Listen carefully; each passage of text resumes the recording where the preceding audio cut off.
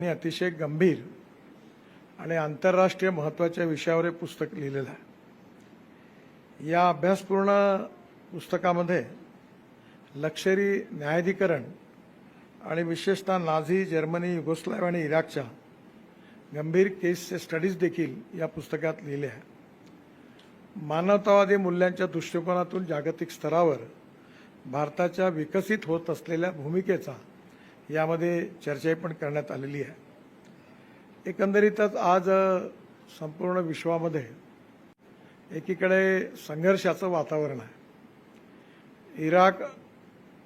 Iran आणि इस्रायलच्या मध्ये सुरू असणारं युद्ध, युक्रेन आणि रशियामध्ये सुरू असणारं युद्ध आणि या दोन्ही युद्धांच्या पार्श्वभूमीवर कधी पण जागतिक युद्ध पेटू शकतं अशी स्थिती निर्माण झाली आहे। या सगळ्याच्या आधारावर विशेषतः डिफेन्स सायन्समध्ये मोठ्या प्रमाणावर युद्धाचे मापदंड पण बदलले आहेत।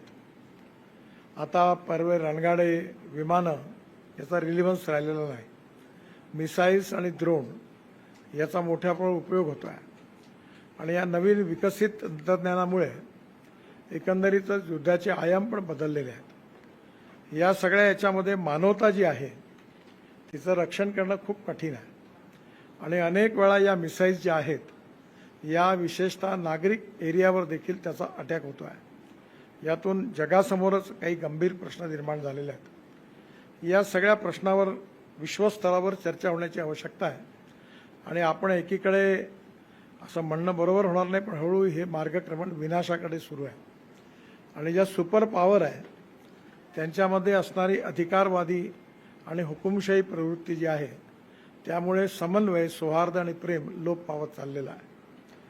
संपूर्ण विश्वाला सत्य, अहिंसा आणि शांती याचा मंत्र देणारे भगवान गौतम बुद्धांची भूमी असणारा हा देश आहे आणि अशा स्थितीमध्ये स्वाभाविकपणे आंतरराष्ट्रीय स्तरावर घडणाऱ्या या सगळ्या घटनांचा मागोवा घेऊन त्याचं चिंतन करून भविष्यातलं धोरण पण निश्चित करण्याची आवश्यकता आहे। मिहिरने अतिशय लहान वयामध्ये हे सगळे कॉन्सिक्वेन्सेस त्याचं अध्ययन केलं आणि त्या अध्ययनाच्या आधारावर त्याचं जे चिंतन आहे